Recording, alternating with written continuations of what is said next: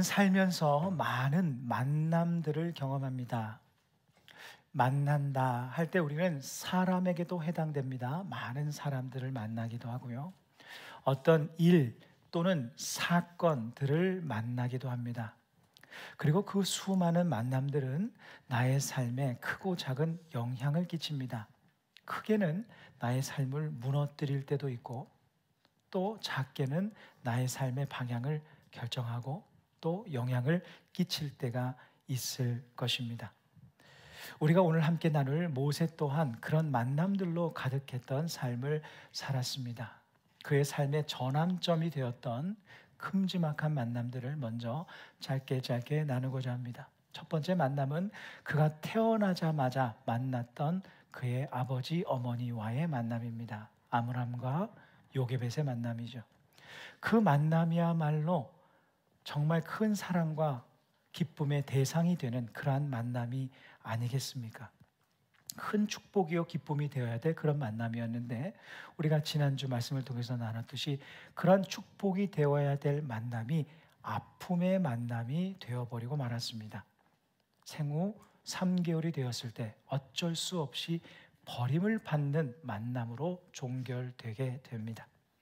두 번째 만남은 부모에게 버려진 그 모세를 애굽 공주가 건져내는 애굽 공주와의 만남입니다. 이 일로 인해서 그가 애굽 왕자로 자라게 되지 않습니까? 와, 정말 신분이 상승했다, 정말 좋은 만남이다, 이렇게 생각할 수도 있겠지만 모세 개인으로 보면 참 아픈 만남이기도 합니다. 사실은 히브리인이면서 애굽 왕의 손자로,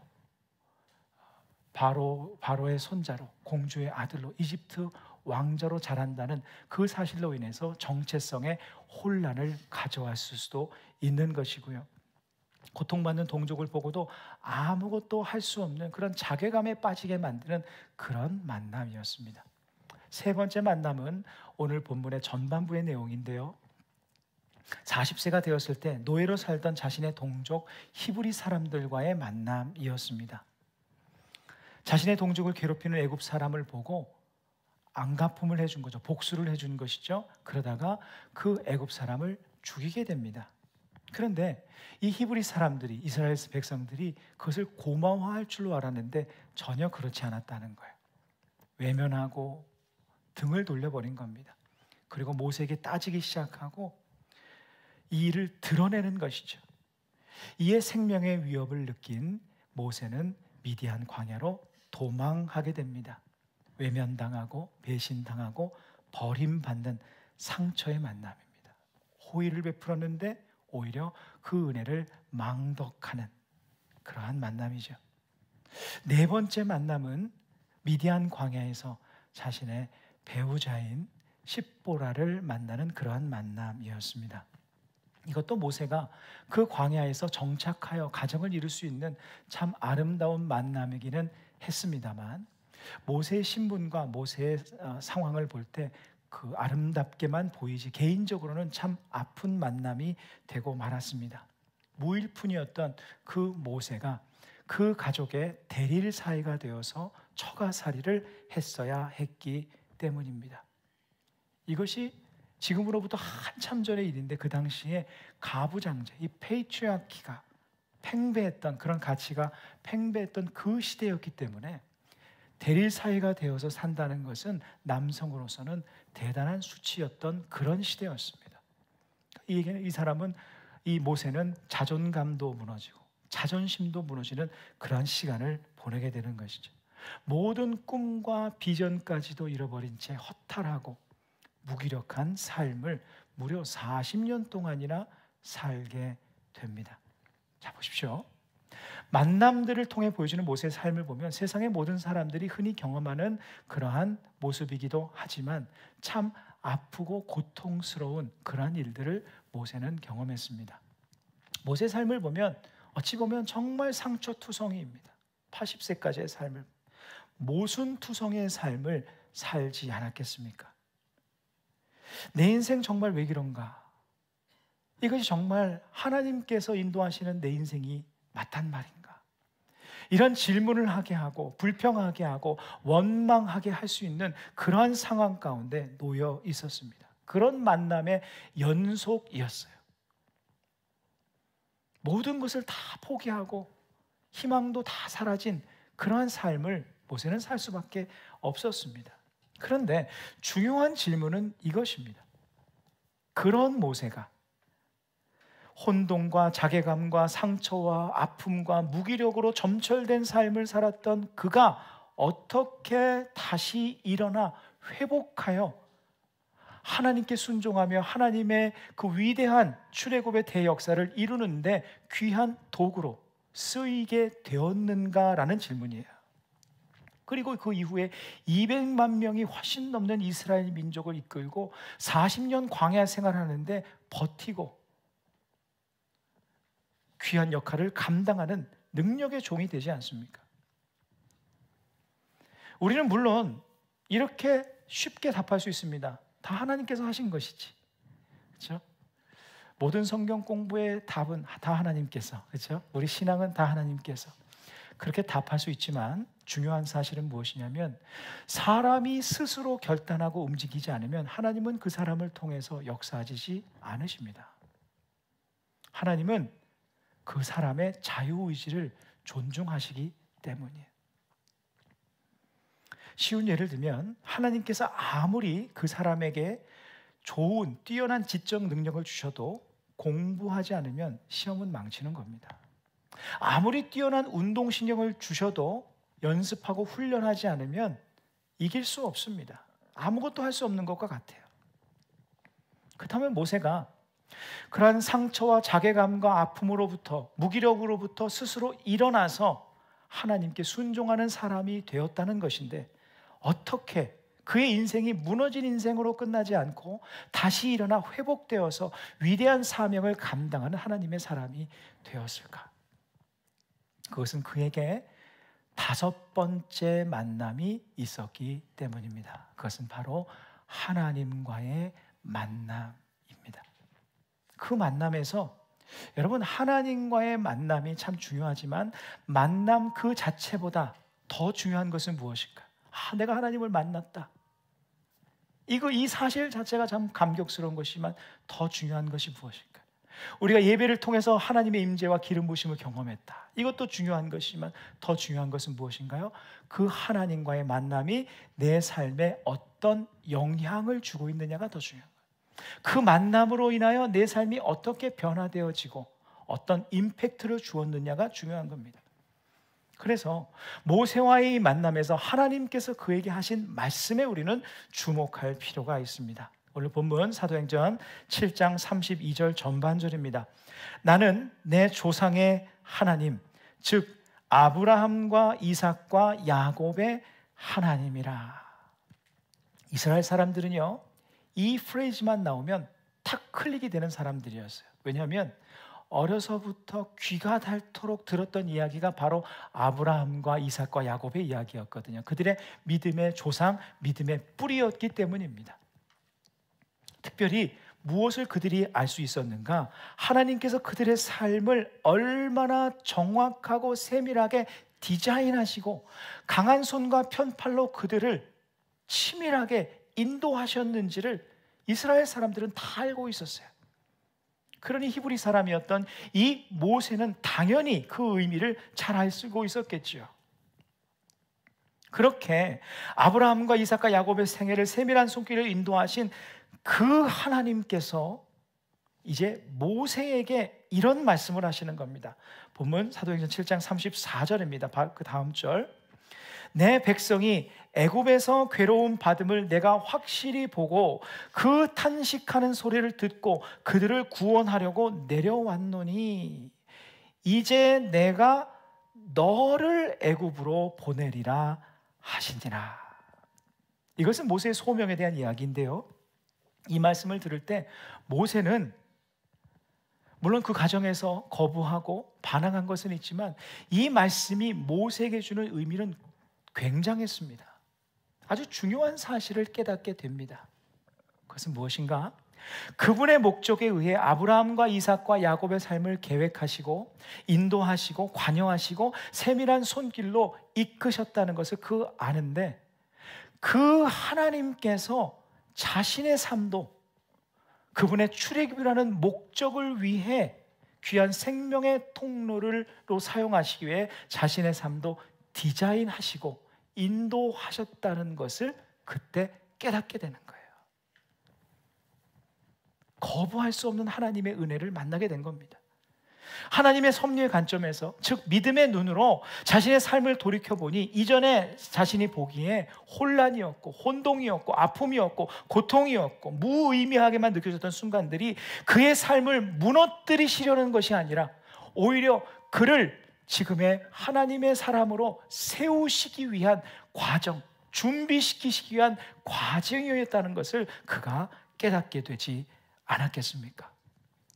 첫 번째, 두 번째 만남을 보십시오. 자신의 생부모로부터 버림받고 공주를 만나게 됩니다.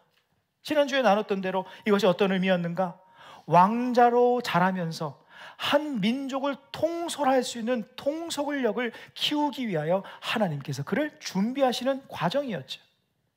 또한 동족에게 버림받고 외면당하고 버림받는 만남, 자신이 정말 아끼고 사랑하고 돕고 싶고 구해주고 싶었던, 정말로 마음을 두었던 그 사람에게 상처받는 그 경험, 그리고 광야에서 십보라와 만나서 살지만 그 자괴감 가운데 빠져서 자존심도 무너지고 자존감도 무너지고, 그러면서 모세가 무슨 생각을 했을까요?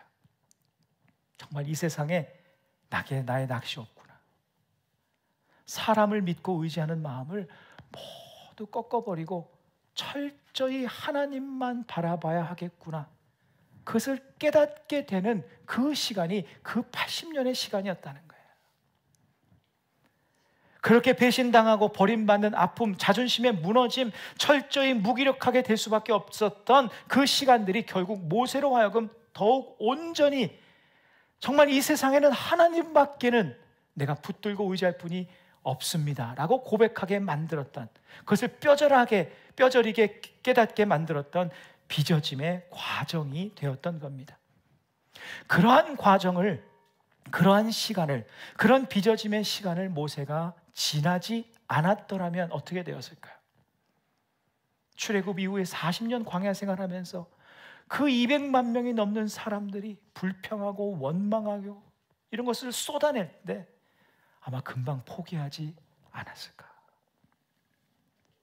모세가 하나님과의 만남을 통해 믿음의 눈으로 자신의 삶을 재조명하게 되었을 때 비로소 그의 인생이 모든 순간들이 참된 의미들로 가득 차 있음을 알게 되었습니다. 그가 겪었던 모든 일들, 만남들이 결코 무의미한 우연이 아니라 하나님의 세밀하고 정확한 인도하심이었음을 깨달을 수밖에 없었던 거예요. 이것을 깨닫게 되었을 때 자신의 삶이 해석되고 의미들이 살아나게 되고 그것을 힘입어서 다시 일어나 걸어갈 수 있었던 겁니다. 기억하십시오. 우리의 삶은 하나님 안에서만 참된 의미를 찾을 수 있는 겁니다. 내가 의미를 부여한다고 그게 의미가 되는 게 아니에요. 하나님 안에서 내 인생을 믿음의 눈으로 바라볼 때 내 인생은 하나님께서 주관하시는, 이 세상을 주관하시는 하나님께서 의미를 두고 계신 고귀한 인생이구나, 믿음의 눈으로 바라볼 때에만 이런 해석이 가능해지는 거예요. 결국 나의 모든 삶은 보이지 않는 하나님에 의해서 인도되는 삶인 것이죠. 여기에서 중요한 것이 무엇입니까? 바로 광야 교회입니다. 모세가 진정 위대한 하나님의 사람의 모습으로 기록된 때가 여러분 언제인 줄 아세요? 제가 보니까요, 이 분량을 보니까 왕자가 되어서 했던 기록은요 한 장도 채 못 되더라고요. 그런데 하나님을 만나서 하나님께 쓰임받는 것은 정말 수많은 기록들, 그 몇십 배의 기록들로 기록돼요. 근데 그 하나님께 위대하게 쓰임받는 그 기록의 대부분은 다 어디서 쓰여진 것입니까? 광야에서 쓰여진 것입니다. 사막에서 쓰여진 것입니다. 사실 환경적으로만 보면 모세의 생에서 가장 열악하고 힘든 때가 그 시기였습니다. 아무것도 보이지 않고 한 치 앞도 예견할 수 없는 사막, 광야를 지날 때였어요. 그러나 그때의 삶이, 그때의 모세의 삶의 모습이 가장 위대하게 기록되었습니다. 본문 사도행전 7장 38절입니다. 시내산에서 말하던 그 천사와 우리 조상들과 함께 광야 교회에 있었고 또 살아있는 말씀을 받아 우리에게 주던 자가 이 사람이라. 모세가 광야에 있는 동안 하나님의 위대한 사람으로 그의 인생이 위대하게 될 수 있었던 그 이유가 무엇인가? 광야를 교회 삼아 살았기 때문입니다. 방금 읽은 말씀에서 광야에 있었다라고 표현할 수 있지 않습니까? 모세가 광야에 있었다라고 표현할 수 있는데 이렇게 표현합니다. 광야 교회에 있었다. 여기서 광야 교회라는 뜻을 원문으로 해석하면 광야에 세워진 교회, 광야에 있는, 광야에 세운 교회라는 뜻입니다. 아무것도 의지할 수도 바라볼 수도 한 치 앞도 보이지 않는 광야에 있었지만 모세는 오히려 그 광야를 어떻게 삼았는가? 하나님과 동행하고 하나님의 임재를 초청하고 더욱 하나님께 집중하는 교회로 삼고 살았다는 거예요. 보통 많은 사람들은요 이렇게 믿는 경향이 있습니다. 모세처럼 이렇게 생각하지 않습니다. 보통 이렇게 믿어요. 평안한 삶의 현장으로 하나님께서 나를 인도하실 때에 그때 그곳에 하나님께서 계시다. 나의 거친 삶을 평온한 삶으로 바꾸어 주실 때 그곳에 하나님께서 역사하시는 것이다 라고만 믿는 경향이 많습니다. 거친 광야는 그냥 지나치는 순간일 뿐 하나님은 광야의 시간에 계신 것이 아니라 광야 너머의 은혜의 계획을 예비하고 계시다 라고만 생각하는 경우가 너무나 많습니다. 그러나 모세가 믿는 하나님은 그의 인생의 광야 한복판에 항상 함께 하셨던 하나님이었어요. 그가 부모로부터 어쩔 수 없이 버림받았을 때, 애굽의 왕자로 자라면서 자괴감과 정체성의 혼란 가운데 빠졌을 때, 모든 자존심이 무너지고 무기력하고 허탈할 그때, 그 인생의 광야 한복판에서 그를 붙들고 보호하시고 인도하시고 준비시키고 함께 하셨던 그 하나님이었다는 거예요. 열악한 현장, 상처와 아픔, 무기력한 상황 한가운데서도 그와 함께 하시며 세밀한 손길로 돌보시는 하나님이었습니다. 그러므로 모세는 어디에 있는 것이 중요한 것이 아니었습니다. 내 앞길이 보이느냐 안 보이느냐 이것이 중요한 것이 아니었어요. 내가 광야에 있느냐 애굽에 있느냐 가나안에 있느냐 이것이 중요한 것이 아니었습니다. 무엇이 중요했는가? 어떤 순간이라 할지라도 하나님께서 내 삶을 돌보고 계심을 믿고 그곳을 하나님 계신 교회로 삼는 것이 중요하다. 이것이 모세의 광야 교회였습니다. 그런 그를 통해 어떤 일이 일어났는가? 광야를 교회 삼아서 내가 있는 그곳에 하나님 한 분이면 족합니다. 이 위대한 믿음을 가졌던 광야 교회 교인이었던 이 모세가 광야 40년의 시간 동안 60만 명이 넘는 사람들, 여자와 어린아이들까지 합치면 200만 명이 훨씬 넘는 사람들에게 하나님의 공급하심의 통로, 생명의 통로가 되었습니다. 하나님만을 바라보며 살았던 광야 교인 모세 한 명으로 인해 그 40년 동안 먹을 것이나 입을 것이 없어서 죽은 사람은 단 한 명도 없었던 거예요. 우리가 진정한 하나님의 사람, 하나님의 광야 교인이 될 때 나의 삶뿐만 아니라 우리 주변, 우리 가족들의 삶을 살리는 생명의 통로가 될 수 있다는 거예요. 나는 오직 하나님으로 살아갑니다. 이 고백이 나도 살리고 우리 가족도 살리고 주변을 살린다는 것이죠. 그 광야 40년의 삶을 돌이켜보면서 모세가 이스라엘 백성들 앞에서 이렇게 설교하지 않습니까? 신명기 8장 4절입니다. 이 40년 동안에 내 의복이 헤어지지 아니하였고 내 발이 부르트지 아니하였느니라. 제가 계산해 보니까요, 한 벌 옷으로 그리고 한 켤레 신으로 1년을 버틴다. 사실 이런 도시에서도 1년을 버티기 어려운데 광야에서 버틴다는 것은 어렵지 않겠습니까? 1년을 어떻게든 버틴다 생각했을 때 그들이 입었던 옷과 신발의 켤레 수가요 8천만 벌, 8천만 켤레더라고요. 1부 때도 그렇지만 2부 때도 아무도 안 놀라시는데 여러분 믿음이 좋으셔서 그러실 거라고 생각합니다만 어마어마한 일입니다. 그 광야에서 아무것도 나지 않는 곳에서 그들이 농사를 한 것도 아닌데 하나님께서 어떤 방법인지는 모르지만 하나님께서 옷이 헤어지지 않고 발이 부르트지 않도록 그들을 보호하시고 지키셨다. 그뿐입니까? 매일매일 만나와 메추라기를 하늘로부터 내리셔서 굶어 죽는 이가 단 한 명도 있지 않았다.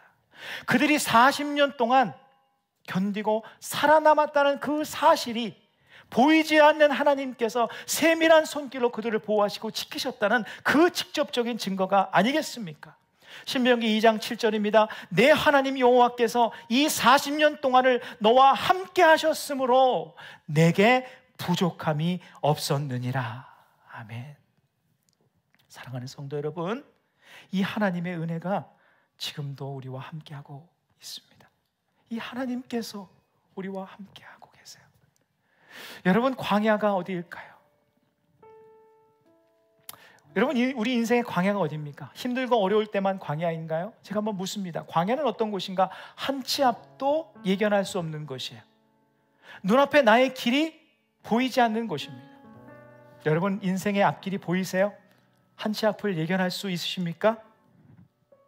아무도 없으실 것입니다. 그렇다면 광야는요, 이 세상 사람들이 살아가는 모든 삶이 다 광야입니다.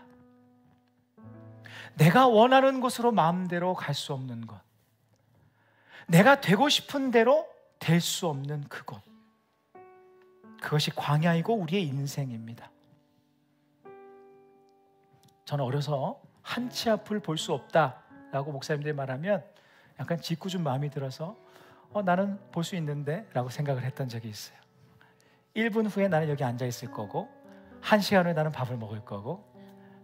참 못됐죠? 여러분, 그렇게 생각하세요? 그렇게 정말 장담할 수 있으십니까? 그렇게 장담한다면 왜 사건과 사고가 날까요? 왜 재난이 벌어질 때 그곳에서 사람들이 희생될까요? 그것은 장담이 아니라 확률입니다. 더 높은 확률, 더 안전할 것 같은 확률을 찾아다니는 거예요. 그리고 우리는요, 우리가 원하는 인생의 그림을 만들기 위해서 그 확률을 높이기 위해서 부단히 노력합니다. 그것을 위해서 공부하고 돈을 벌고 힘을 키우고. 하지만 그렇게 한다고 확률을 높인다고 해서 내 삶이 내 마음대로 되는 것도, 모세처럼 위대한 인생이 되는 것도 아닙니다. 내 지혜와 능력으로 높이는 확률, 장담할 수 없는 이 확률에 여러분의 인생을 맡기시겠어요?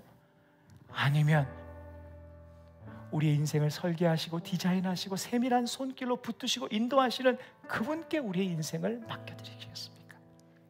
나의 능력과 나의 건강, 여러분, 무너지면 잠깐입니다. 그러나 하나님은 무너지지 않으십니다. 광야 같은 우리의 인생, 우리의 삶을 세밀하게 디자인하시고 돌보시는 하나님께 맡기며 하나님만을 바라보며 살아가는 광야교회 교인들이 되시기를 바랍니다. 그러면 우리의 만남과 우리가 겪었던 모든 일들이 언젠가 이곳에 하나님께서 그 광야 같은 삶에 함께하고 계셨구나, 그 선하신 인도하심이 나를 여기까지 인도했구나, 이 믿음의 고백을 하게 될 것입니다. 광야교회의 삶을 살아가는 사람은요, 하나님께 구해야 할 것을 사람에게 구하지 않습니다. 하나님께서 주시는 것은 참 평강과 은혜와 기쁨과 사랑인데 이것을 사람에게 구하는 분들이 있더라고요. 아내에게, 남편에게, 자녀들에게, 부모님께. 어느 누구도 하나님께서 주시는 그 하늘의 평강과 기쁨을 줄 수 없습니다. 얻으려고 하면 할수록 갈증만 느껴질 뿐이에요. 상처만 될 뿐입니다. 기대하지 마십시오. 광야 같은 삶을 살면서 참된 기쁨과 평안을 주실 분은 오직 하나님 뿐이십니다. 하나님만을 바라보며 하나님만을 경배하며 하나님만을 의지하며 하나님께서 주시는 그 귀한 평강 가운데 거하십시오. 그러면 만나와 메추라기와 같은 공급하시고 부으시는 기쁨과 평강의 은혜를 내려주실 것입니다. 그리고 다윗처럼 이렇게 고백했으면 좋겠습니다. 시편 4편 8절의 고백을 우리 함께 선포하며 고백하시겠습니다. 시작. 내가 평안히 눕고 자기도 하리니 나를 안전히 살게 하시는 이는 오직 여호와이시니이다. 아멘. 내가 내 삶의 안전지대를 만드는 것이 아니라 나를 안전히 살게 하시는 이는 오직 여호와시니이다. 우리는요, 이전의 모세의 모습처럼 정말 아무것도 모르겠는 삶을 살 수도 있습니다. 혼란스러울 수도 있습니다. 앞길이 보이지 않을 수도 있어요. 이 상황도 이해가 되지 않고 그런 상황 속에서 상처도 받을 수 있습니다. 그렇다고 내가 하나님을 잘 아는 것도 아니에요. 내가 하나님의 뜻을 잘 아는 것도 아닙니다. 이런 삶을 살 수도 있어요. 모세가 하나님을 만났다고 하나님을 다 알았을까요? 하나님의 뜻을 다 알았을까요? 모세도 여전히 혼란스러웠을 거예요. 이것이 하나님의 부르심인데 언제 하나님께서 우리를 인도하실까? 언제 우리를 인도하실까? 그런데 모세가 깨달은 것이 있었습니다. 그것은 무엇이냐면 나는 하나님을 알지 못해도 하나님은 나를 아신다는 것이었어요. 나는 하나님의 뜻을 알지 못해도 하나님은 나를 향한 그 뜻을 지금도 펼치시고 계시다는 것이었어요. 나는 나의 삶을 이해 못해도 하나님은 나와 내 삶이 어디로 향하고 있는지 다 알고 가장 좋은 것으로 우리를 인도하신다는 그 인도하심에 대한 확신이었습니다. 가장 중요한 것은 내가 아는 것이 아니라 하나님이 나를 알고 계시다는 사실입니다. 하나님 안에서만 우리의 삶은 참된 의미로 가득하게 될 것입니다. 광야와 같은 우리의 인생, 우리의 삶에도 매 순간 함께 하시는 하나님의 인도하심을 신뢰하며 승리하는 우리 광야 교회 교인들이 되기를 간절히 바랍니다.